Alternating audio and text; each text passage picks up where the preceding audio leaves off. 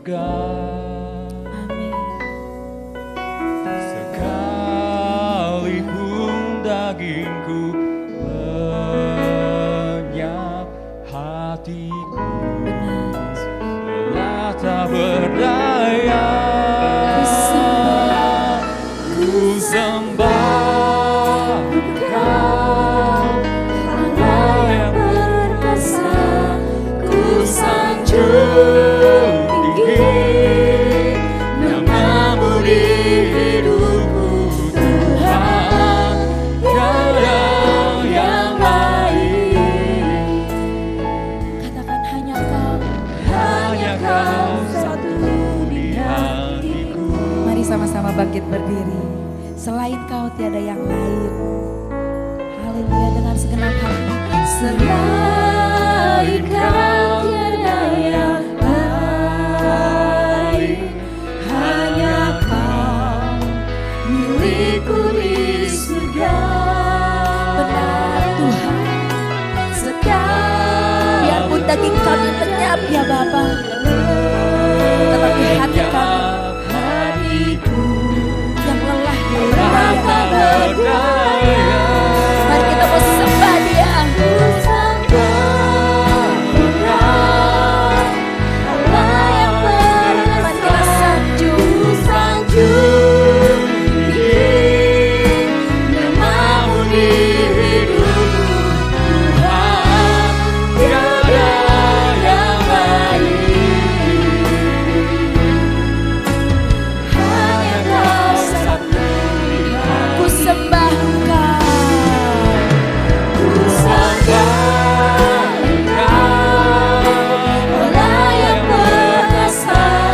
Ku sanjung tinggi namamu di hidupku, Tuhan. Tiada yang lain. Hanya Kau. Sekali lagi kita mau sama-sama menyembah Dia. Ku sembah, ku sembah Engkau, Allah yang perkasa. Ku sanjung tinggi namamu di hidupku, Tuhan. Tiada yang lain. Hanya Kau. Hanya Kau satu. Hanya Kau Yesus, Hanya Kau satu. hatiku. Oh hanya Kau, hanya Kau satu di hatiku. Mari kita sembah. Oh kami menyembah-Mu Tuhan. Oh kami bersyukur. Haleluya Bapa. Hanya Kau satu di hidup kami. Haleluya, haleluya. Glory bagi-Mu.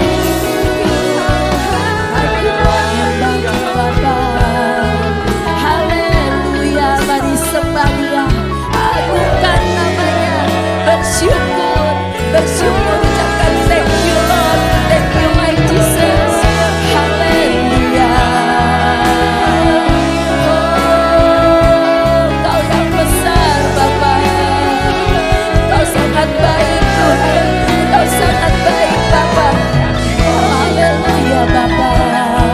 Kami bersyukur. Kami berterima kasih.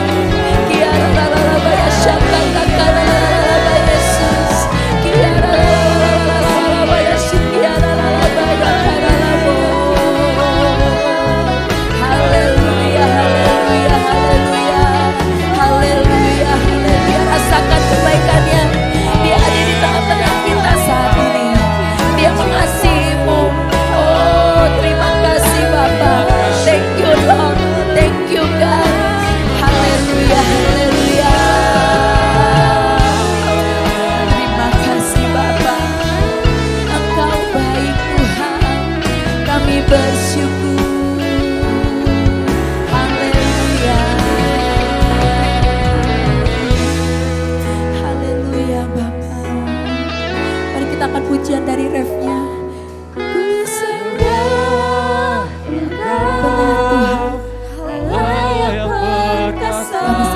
kepada Pak Yesus. Sanjung tinggi namamu di hidupku Tuhan, tiada yang lain. Hanya Kau. Sekali lagi mari kita sembah agungkan yang kami sembah Kau. Allah yang perkasa, ku sanjung tinggi namamu di hidupku Tuhan, tiada yang lain. Hanya Kau satu di hatiku. katakan hanya Kau. Hanya Kau satu di hatiku. Hanya Kau.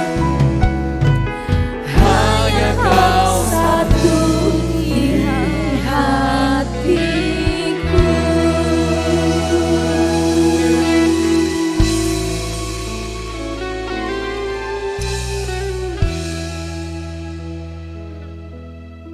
Kami bersyukur Tuhan, bahwa hanya Engkau satu-satunya di hati kami.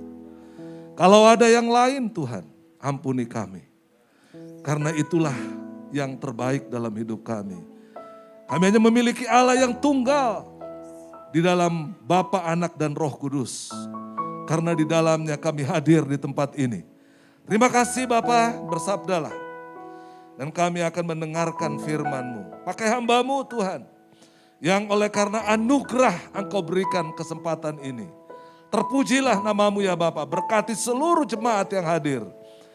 Dari muka, dari depan ke belakang, kiri kanan, atas bawah Tuhan. Kuasai kami sekalian dengan kuasa Roh-Mu yang kudus. Terima kasih Bapa, di dalam kemuliaan, berkat, dan di dalam kuasa kasih, di dalam nama Tuhan Yesus, kami mau merenungkan firman-Mu. Sama-sama kita katakan, amin. Silakan duduk Bapak Ibu Saudara sekalian. Shalom semuanya. Ya, terima kasih untuk kesempatan yang indah, ya, yang luar biasa. Dan dengan tempat yang indah tentunya ya. Saya bersyukur bahwa Bapak Ibu Saudara-saudara bisa mengikuti ibadah. Ini hari yang ke-940-an ya. Mungkin ya 940-an, 2 tahun lebih 201 hari setelah pandemi COVID, pertama kalinya muncul COVID di Indonesia saudara. Ya, kematian di dunia cuma sedikit 6,5 juta saudara. Tetapi pada tahun 541, tahun 1800 itu yang mati itu bisa 200 jutaan saudara. Penyebabnya apa saudara? Flu. Yang sekarang ini mungkin kalau flu kita anggap biasa-biasa saja. Tapi setelah itu kegerakan Kristen di dunia meningkat secara luar biasa. Saya lihat terima kasih untuk kesempatan yang luar biasa ini. Saya senang sekali saudara kalau bicara misi. Karena memang saya pas mengajar misi saudara. Ya, jadi saya senang sekali. Saya bisa bicara misi itu 5-6 jam. Apalagi saya baru pulang saudara. Baru Jumat yang lalu saya baru kembali. Ya, pelayanan di daerah-daerah ya. Tapi saya pikir apakah itu yang paling efektif? Tidak saudara. Hockendick dan Kramer saudara mengatakan jemaat yang paling efektif dalam memberitakan Injil adalah illiterate members. Apa itu? Kira-kira dikatakan adalah jemaat seperti saudara, jemaat kaum awam. Saya mungkin dengan Pak Simon dan kita beberapa pengerja, cuma berapa orang saudara. Tapi jemaat awam yang kalau saudara di sini misalnya hari ini ada 400 orang, berarti kalau kita ambil 10%, 40 per orang ini menginjil saudara, minimal dia memenangkan 4 orang, minimal. Kalau saya berapa orang saya bisa menangkan? Paling 1. Jadi yang paling benar adalah jemaat dilatih untuk percaya dan terlebih lagi untuk memberitakan Injil. Kalau sudah bicara Injil saudara, inilah yang membedakan kita jemaat dewasa atau jemaat yang tidak dewasa. Nah tema kita hari ini seperti begini saudara ya. Ya, saya bikinnya seperti gini, here I am, send me gitu saudara ya. Ini terdapat di dalam Yesaya 6 ayat yang ke-8 saudara. Apakah Yesaya berhasil dalam memberitakan Injil?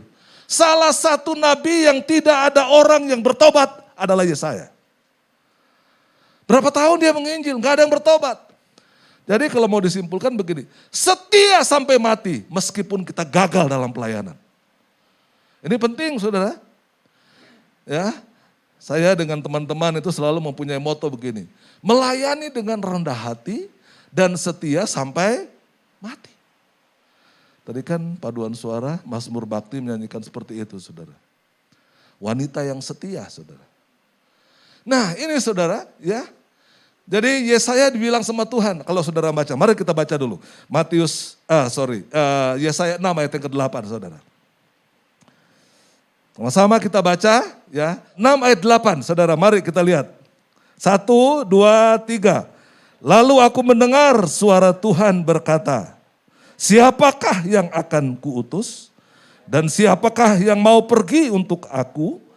Maka sahutku, ini aku, utuslah aku. Kalau saya tambah dengan ayat yang berikutnya saudara, ini kegagalan ini. Menurut saya ini saudara ya. Kemudian firman-Nya, pergi dan katakan kepada bangsa ini, dengarlah sungguh-sungguh tetapi mengerti jangan. Bagaimana itu saudara? Ya? Lalu yang berikutnya berkata, lihatlah sungguh-sungguh tetapi menganggap jangan. Ini kan sebenarnya pelayanan yang gagal saudara. Tapi Yesaya sampai mati dia setia melayani Tuhan. Tidak ada jiwa yang dia menangkan satu orang pun. Namun setelah dia mati yang bertobat paling banyak. Setelah dia mati. Wah luar biasa. Mungkin kalau ada yang bertobat lagi dia hidup mungkin Yesaya sombong saudara. Dia gak tahu ada orang bertobat ketika dia melayani. Sehingga dikatakan ini nabi gagal. Tapi dia setia melayani terus. Dan ketika dia sudah mati yang bertobat terbanyak itu Nabi Yesaya. Luar biasa saudara. Ya.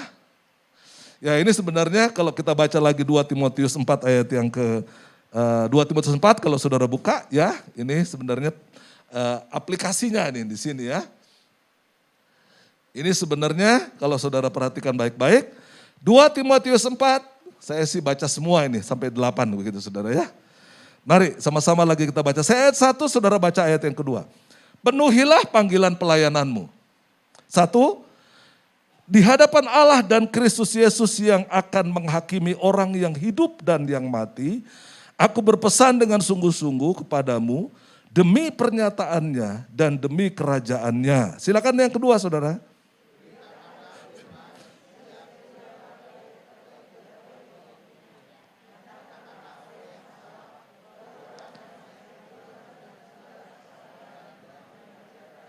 Ini ayat yang kedua ini titik beratnya saudara ya. Ya, dia katakan apa saudara? Beritakanlah firman, siap sedia. Baik atau tidak baik waktunya. Lagi damai atau lagi perang.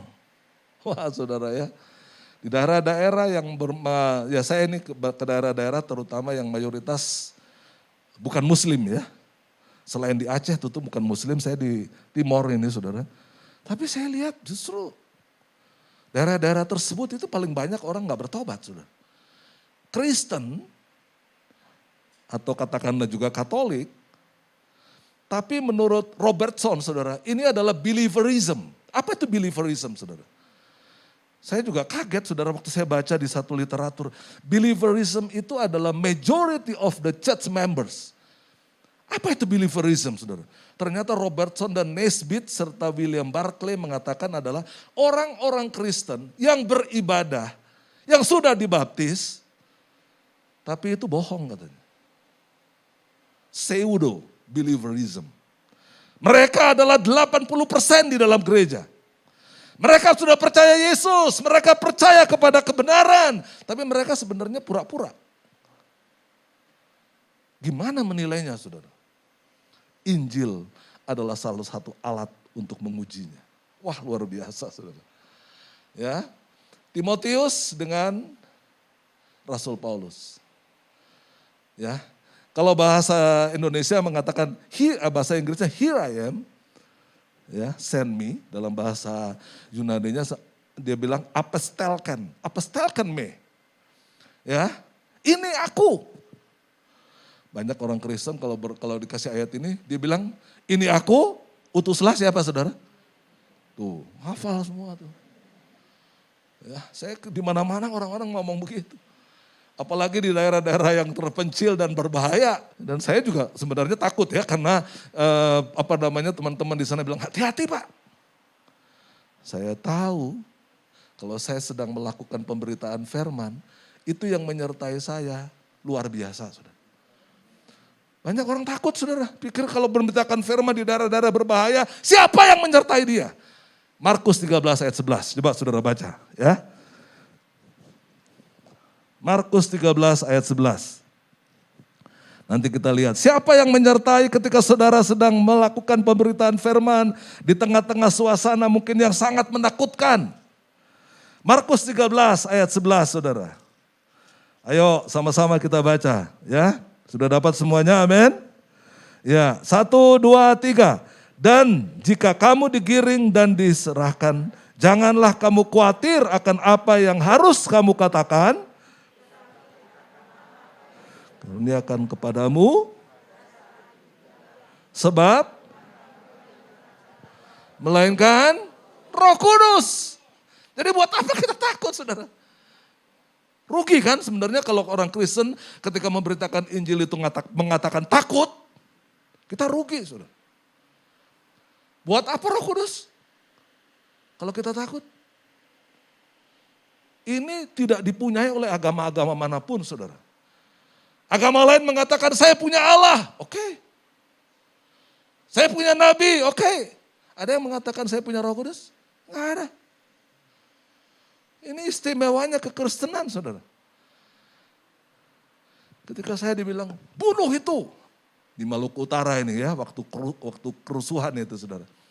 Bunuh. Dan saya kaget karena saya sedang berada di tengah-tengah orang yang memang sedang membunuh banyak hamba-hamba Tuhan. Gereja yang saya bukan gereja yang saya datangi, tapi saya lihat saudara pendetanya itu dipenggal kepalanya itu. Kemudian majelisnya itu dibunuh juga saudara. Jadi kalau saudara bersama dengan Pak Elia ini, kalau ada apa-apa, bukan hanya Pak Elia yang ditangkap. Pak Yosef juga ditangkap Pak. Bahkan yang duluan itu dibunuh itu Pak Yosef. Bukan yang lain saudara. Saudara Pak Tiasina marganya itu dipenggal kepalanya pendetanya saudara. Waktu saya datang ke sana, saya juga mau dipenggal saudara. Suruh ditangkap. Kebetulan saya ada di wilayah di mana kerusuhan itu benar-benar sedang melanda begitu saudara. Wah, orang Kristen itu, kebetulan kampung itu kampung Kristen diserbu saudara. Ya. Dan saya menghadapi sesuatu yang, tapi ketika saya dihadapkan begitu saudara, tiba-tiba saya mengangkat handphone. Nah, saya itu gak pernah pegang handphone saudara. Tapi saya tiba-tiba mengangkat handphone yang saya pinjam di Kodam 6 Siliwangi pada waktu itu.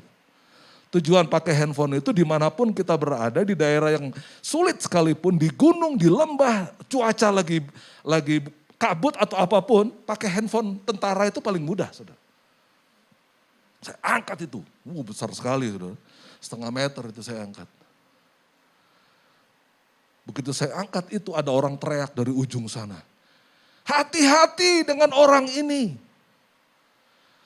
Kaget saya tentunya dengar kalimat itu saudara. Karena saya sudah digiring. Saya tidak pernah berpikir bahwa saya dipenggal kepalanya.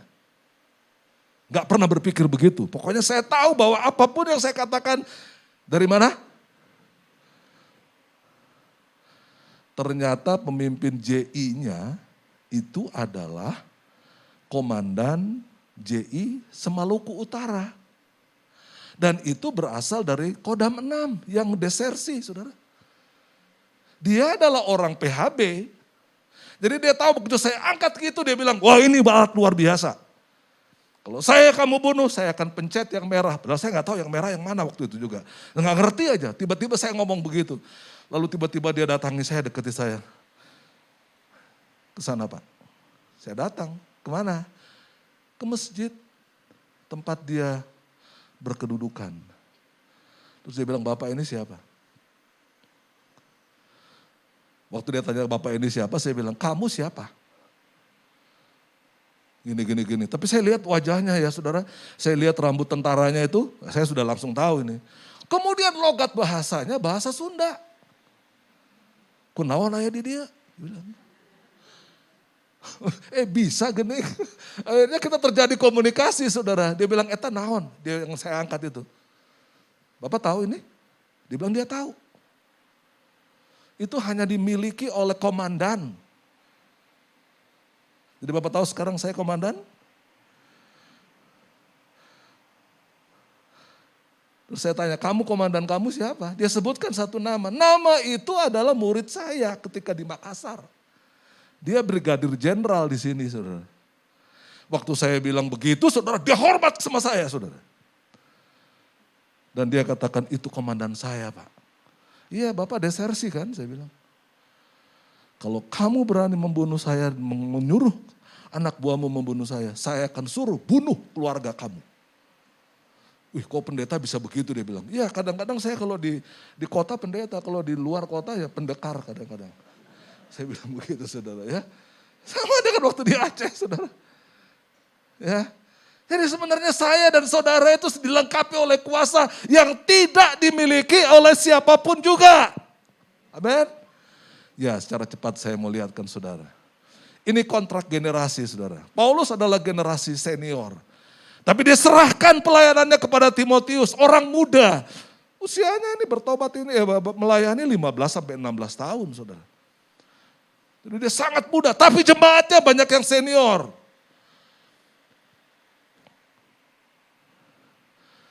Injil yang dipakai, saudara. Jadi yang pertama yang saya ingin beritahu saudara, menjadi jemaat yang dewasa. Tuhan mau supaya Timotius mendidik jemaatnya menjadi dewasa. Ya. Dan memiliki hati misi. Ini yang bisa membedakan jemaat di dalam gereja. Ini jemaat yang sungguh-sungguh atau bukan. Itu yang dikatakan oleh Robertson dan William Barclay, saudara. Bahwa di gereja, jemaat-jemaat itu mayoritas itu adalah believerism. Pseudo-believerism. Kelihatannya Kristen, kelihatannya bawa Alkitab, kelihatannya berdoa. Tapi gak sungguh-sungguh. Bagaimana perbedaannya? Kalau sudah pelayanan. 2 Timotius 4 ini ayat 2, saudara.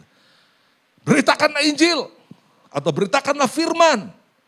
Dan berikutnya kalau saudara lihat baca ayat 3 dan sampai ayat yang ke-8. Saudara lihat ayat yang ke-8 puncaknya, coba kita lihat puncaknya ayat yang ke-8 saudara. 2 Timotius 4 ayat 8, saya langsung ke puncaknya ya. Sini saudara perhatikan. Ayat yang ke-8 saya baca begini saudara. 2 Timotius 4 ayat yang ke-8. Sekarang telah tersedia bagiku apa saudara? Mahkota kebenaran. Ternyata orang yang setia melayani Tuhan. Yang memberitakan kabar baik kepada keluarga, kepada teman, kepada siapapun saudara. Disediakan mahkota luar biasa saudara. Dalam Yunani, dalam budaya Yunani, mahkota itu berupa daun-daunan saudara yang diletakkan di kepalanya. Artinya apa saudara? Mahkota ini mahkota yang segar, mahkota yang hidup, mahkota yang luar biasa, kekal selama-lamanya. Jadi Bapak Ibu Saudara, saudara mau mengejar mahkota, salah satunya adalah beritakan Injil. Nanti kita lihat kemana? Ya nggak usah jauh-jauh, nggak usah pergi ke Aceh, nggak usah pergi ke daerah-daerah. Kebetulan memang saya dengan Pak Simon, dengan siapa teman-teman di gereja, kita atur siapa yang berangkat ke sana. Tapi siapa yang ada di Bandung? Siapa yang ada di gereja?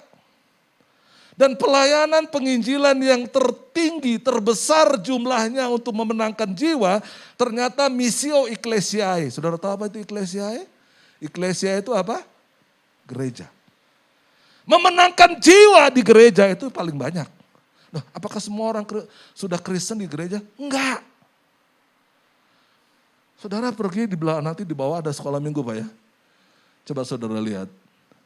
Waktu sekolah minggu datang kan tidak semua datang sendirian anak-anak itu kan. Mungkin ada pembantunya, mungkin ada orang tuanya, mungkin ada temannya yang mengantar dia. Itu sasarannya saudara. Itu sasaran illiterate, members itu. Guru-guru sekolah minggu punya peranan yang luar biasa. Karena itu perlu dilatih tentang Injil kepada mereka, saudara. Nah, saya baca lebih lanjut, saudara. Yang akan dikaruniakan kepadaku oleh Tuhan, hakim yang adil. Ya, pada harinya. Tetapi bahkan hanya kepadaku, bukan hanya kepadaku, melainkan juga kepada semua orang yang merindukan kedatangannya. Wah, luar biasa Bapak Ibu Saudara. Saudara jangan menganggap saya buat apa, saya jemaat biasa, saya nggak pernah dikirim kemana-mana. Nggak perlu dikirim saudara, nggak perlu dikirim kemana-mana. Nanti kita lihat saudara terakhirnya. Dan jemaat yang mempunyai, kalau saudara baca itu bahasa Yunaninya, ya, eu angelestes. Menyibukkan diri dengan pemberitaan Injil. Bukan menyibukkan diri dengan hal-hal yang gak penting di gereja. Setuju saya? Kita pelayanan di gereja gak perlu harus mewah-mewah juga. Tapi sibuk dengan ini saudara. Ini arti evangelistes saudara. Ini kebetulan bahasa Yunaninya itu present indikatif aktif. Artinya sampai sekarang dia harus terus dilakukan oleh jemaat yang dewasa. Bagaimana kalau dia nggak dewasa saudara? Ya mungkin dia nggak bikin apa-apa. Hanya cukup datang, duduk, diam, dan pulang. Kemarin saya isi bensin di Otista saudara. Bukan satu kali lah. Isi bensin ada waktu saudara, kira-kira 10 menit. Karena mesti bayar pakai kartu debit. Tiba-tiba ada orang datang saudara. Dia bawa kain celengan dengan nama satu organisasi saudara. Saya bilang ini organisasi teroris bukan? Bukan Pak. Oh, puji Tuhan kalau bukan. Terus saya kasih tahu, saya mau memberi boleh enggak? Tapi dia tanya dulu kan pakai form saudara. Dia tanya, Bapak siapa? Saya pendeta, boleh enggak pendeta memberi? Boleh Pak. Nah waktu dia bilang boleh, saya beritakan Injil saudara. 10-15 menit itu saya ngomong sama dia. Keselamatan hanya lewat Yesus. Kamu boleh nyimpan duit banyak, tapi kalau tidak percaya Yesus, gak akan selamat. 10 menit saya mesti bicara cepat kok. Dan ini sudah di dalam penginjilan saya sudah ajarkan kepada mahasiswa. Ada Pak Witono tuh, ada Pak Nathanael juga. Pemberitaan Injil cepat saudara. Ini dipraktekkan di Jogja 30 tahun saudara. Saya praktekkan kemarin waktu itu di Amsterdam saudara. Pak di sini gak mungkin orang bertobat, gak mungkin orang percaya Yesus, mayoritas ateis. Gitu dia ngomong. Saya bilang gak bisa, Injil itu harus diberitakan dimanapun kita berada. Tunjukkan saya bilang, tempat yang paling sulit, yang mungkin agak susah diinjili. Dia tunjukkan saya tempat pizza saudara yang terbesar di Amsterdam. Orangnya gak percaya Yesus. Saya datang ke sana, saya bicara sama dia. Dia bilang, I didn't believe it Christ. Saya tidak percaya Yesus. Saya langsung putus. But if you want to come to heaven, you need Christ. Saya bilang, hah? Dia bilang, how come? Kenapa mesti percaya Yesus? Baru bisa ke surga. Nah, gak sampai 10 menit saya bicara, saudara. Lalu dia bilang sama saya, masuklah ke kantor saya. Do you want to come to my office? Masuk. Lalu saya bicara Injil kepada dia. Ini orang Kosovo, saudara. Dan akhirnya dia bilang, yes, right now I want to believe Christ. Saya mau percaya Yesus. Saudara ya. Jadi kenapa? Karena saudara dan saya diberikan kekuatan dan kuasa. Bahasa Perancisnya mengatakan mitere. Mitere itu artinya kita pergi diutus oleh seseorang dan yang mengutus beserta dengan kita. Itulah mitere. Jadi jangan takut saudara. Saya dorong saudara. Ini jadi dan menyadari konsekuensi pekabaran Injil. Ya ini kalau mau dipelajari lebih jauh saudara. Ayat Injil pertama dalam Alkitab bukan Matius 28 ayat 19-20. Tapi Kejadian 3:15. Itu mengatakan aku akan mengadakan permusuhan. Antara engkau dengan perempuan ini, antara keturunanmu dengan keturunannya. Keturunannya akan merembukan kepalamu. Keturunannya ini berarti gereja, saudara. Meremukkan kepala ular, saudara. Tetapi keturunan ular meremukkan apa, saudara? Tumit. Kalau saudara baca dalam Efesus 6 ayat 15, tumit itu adalah gereja. Nah, tinggal kita mau diremukkan atau kita meremukkan. Tinggal itu aja. Jadi saya mengajak jemaat-jemaat di sini, jemaat GIA Maleer. Di mana saudara memberitakan Injil? Nanti kita lihat ya. 2, saudara. Jangan lagi mengatakan, ini aku utus dia, saudara. Jangan hanya menjadi penonton atau penggembira, tetapi jadilah pemain yang aktif. Saudara tahu tanggal 2 September di Kanjuruhan Malang, yang mati berapa orang? 133 orang. Tadi malam ada perayaan Halloween di Korea, saudara, yang mati 156 orang. Siapa yang mati? Penonton.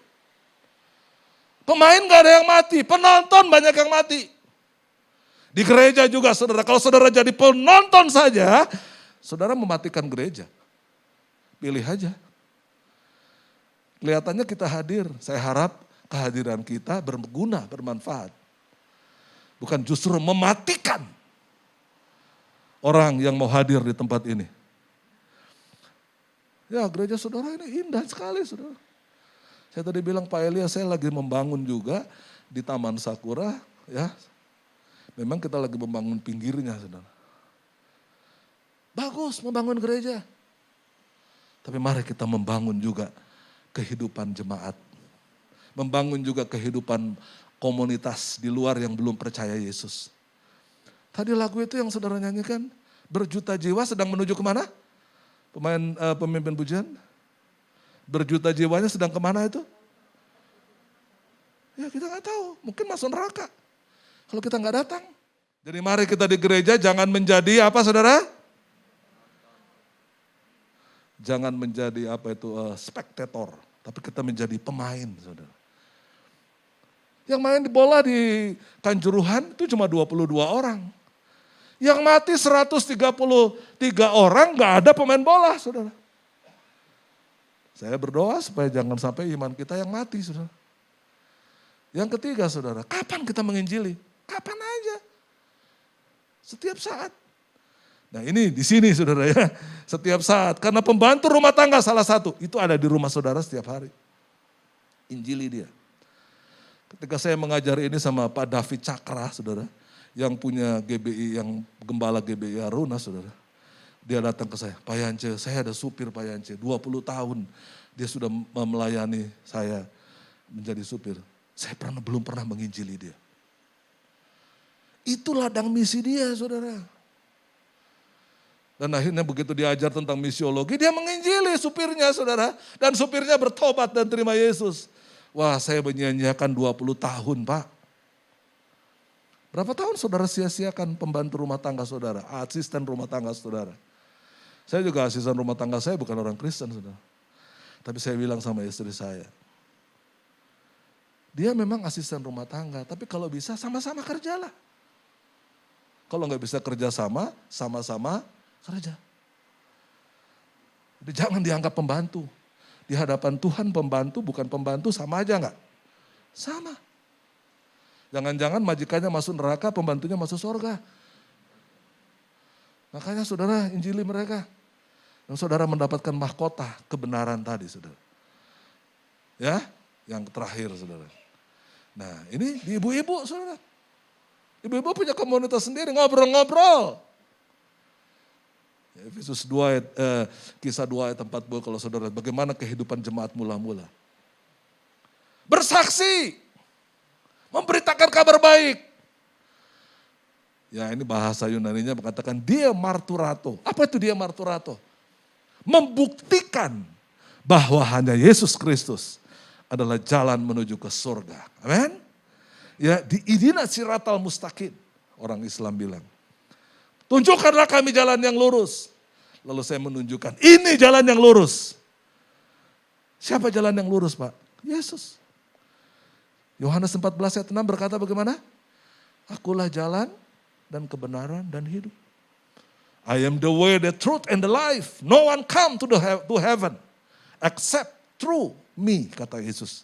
Hanya lewat Yesus. Nah, saudara yang memiliki itu, saudara yang mempunyai itu, kabarkanlah berita sukacita ini kepada orang-orang di sekitar saudara. Nah, di mana ladang misi saudara? Terakhir saudara. Ladang misi kita. Di mana? Di rumah. Jadi gak usah jauh-jauh. Gak perlu biaya banyak. Gak perlu naik pesawat terbang. Pembantu saudara, asisten rumah tangga saudara, orang-orang yang menjual sayur, menjual kebutuhan-kebutuhan saudara sehari-hari, beritakan kepada mereka. Yang juga nggak ngomong bilang, Pak kalau Bapak nggak percaya Yesus masuk neraka. Jangan begitu tentunya, baik-baik aja ngomong. Tunjukkanlah kesaksian hidup seperti ibu-ibu ini saudara. Melalui handphone. Loh, saudara tahu beberapa hari yang lalu saya menemukan ada TikTok. TikToknya itu lagu-lagu rohani. Setelah mereka nyanyikan lagu itu, mayoritas yang menyanyi percaya Yesus. Ini pakai TikTok. Saudara yang bisa TikTok ayo.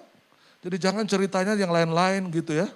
Oh itu cantik, itu ganteng. Jangan. Ayo bicara soal kebenaran.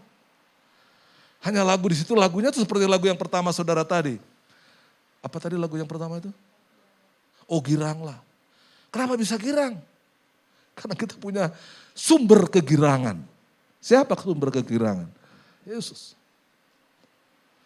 Jadi bukan hanya di sini. Saya kemarin pergi ke sana saudara, saya ajak pendeta gitu dari Timor. Saudara ya, karena dia ketua di daerah itu saya bawa dia. Terus saya kaget, kok dia cuma begini handphone gitu. Ya. Nggak, dia tangannya begini aja sampai selesai khotbah dia begini terus. Saya tanya apa itu Pak? Ini TikTok Pak. Saya sedang masukkan ke YouTube. Sederhana sekali. Terus Bapak sampaikan kemana? Ke orang-orang Muslim. Teman-teman saya di sana. Jadi saudara bisa pakai handphone saudara bukan untuk hal-hal yang bikin gosip begitu. Beritakan. Di mana ladang misi saudara? Ibu-ibu di rumah?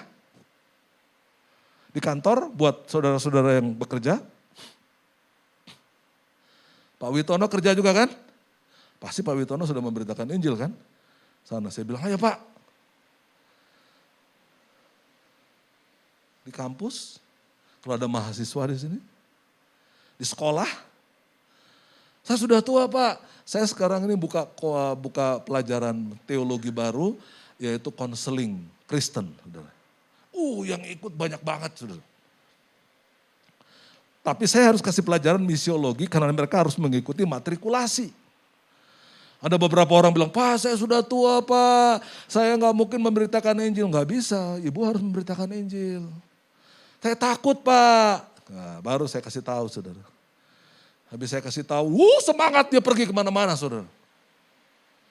Ya, jadi di kampus kita bisa jadikan tempat kita melakukan penginjilan adalah di tetangga. Di sini ada yang gak punya tetangga? Berarti saudara tinggal di hutan kan? Kalau gak punya tetangga kan? Punya tetangga Bapak Ibu semua? Punya. Ya mungkin kalau tetangganya galak atau gak suka lihat saudara, ya baiki aja. Baik. Bukan berarti kita langsung musuh juga. Tunjukkan perbedaan antara orang Kristen yang memiliki Yesus dengan orang Kristen yang tidak memiliki Yesus. Ada orang Kristen yang tidak memiliki Yesus. Saya percaya jemaat Malaer adalah jemaat yang memiliki Yesus. Amin. Semuanya amin. Ya, saudara jadi pemain. Pemainnya bukan di gereja. Kalau semua ikut main di gereja ya bisa kacau kan. Ya di tempat masing-masing aja. Lalu di mana lagi?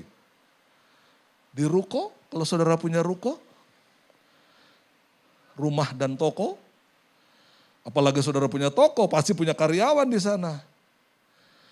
Ya, saya kemarin kumpulkan orang gereja, berapa supir kita di gereja, berapa yang bukan orang Kristen, berapa yang Kristen.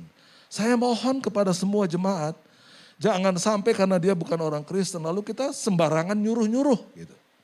Tunjukkan sikap yang positif bagi pekerja-pekerja kita yang bukan orang Kristen di sini. Itu ladang misi kita, saudara. Saya bilang gak perlulah jauh-jauh ya, oke ya, ada yang ke Aceh silakan ke Aceh, Kalimantan silakan ke Kalimantan. Tapi di sini ada orang-orang dekat kita. Marketplace, tempat di mana saudara beraktivitas. Tadi Pak Yosep ternyata di rumah oh apa ya? Wah, dekat rumah saya juga. Ya. Tetangga-tetangga saya ada tetangga saya kebetulan nggak ada orangnya gitu ya, punya rumah tapi orangnya nggak pernah datang. Kalau dia datang saya bilang, oh sore atau pagi Ci gitu ya. Saya tanya itu mereka. Nggak pernah, saya cuma satu kali saya ketemu. Saudara. Tapi saudara kan hidup dengan tetangga. Kalau hari Natal, ya berilah. Jangan daging babi saudara, barangkali ada. Tapi begini saudara ya, itu di Madura teman saya saudara, itu tetangganya minta daging babi saudara. Dia beliin saudara. Ya dia pergi ke Surabaya karena rumahnya tinggi, lalu kemudian tetangganya itu rumahnya agak rendah saudara ya. Dia kirim daging babinya saudara dari jendelanya saudara. Setelah dia beli di Surabaya dia kirim. Sekarang dia minta terus saudara. Jadi daging babi itu memang haram saudara. Tetapi juga harum buat mereka saudara. Ya dikasih saudara. Sampai akhirnya bukan hanya daging babinya yang dia beri. Dia beri juga Yesus saudara. Dan ini cara yang terbaik. Kalau kita mau melakukan ladang misi kita. Amin Bapak Ibu semua. Ya kalau begitu saudara setelah selesai ini. Saya harap saudara tetangga-tetangga di sekitar saudara. Yang mungkin dulunya kurang baik sama saudara. Baiki saudara. Mau Natal nih. Dari mana saudara datang? Ayo bawa.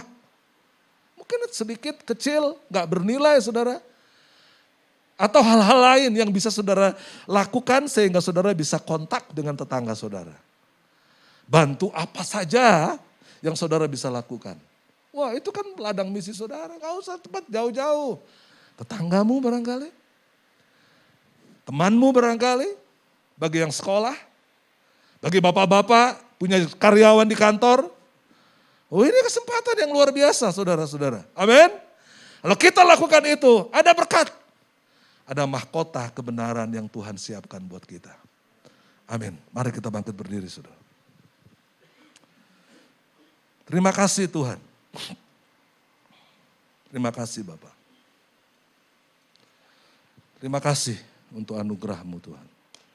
Kemuliaan sorga turun ke atas kami semua. Urapi kami semua Tuhan dari kiri kanan, atas yang bawah Tuhan, semuanya Tuhan. Jamah kami semuanya dengan kuasa kasih yang luar biasa dari Kristus. Agar supaya kami menyadari bahwa kami bukan hanya sendirian, tapi bersama dengan Engkau, bersama Roh Kudus yang tidak pernah meninggalkan kami. You always be with us, Lord.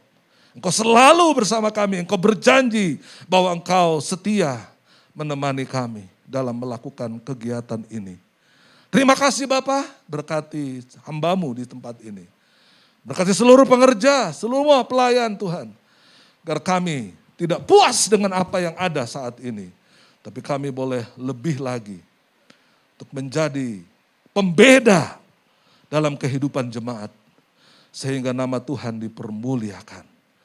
Di dalam cinta kasih anugerah kebesaran. Dan di dalam berkat nama Tuhan Yesus. Hamba berdoa dan tolong Tuhan mengurapi semuanya. Haleluya. Sama-sama kita katakan amin.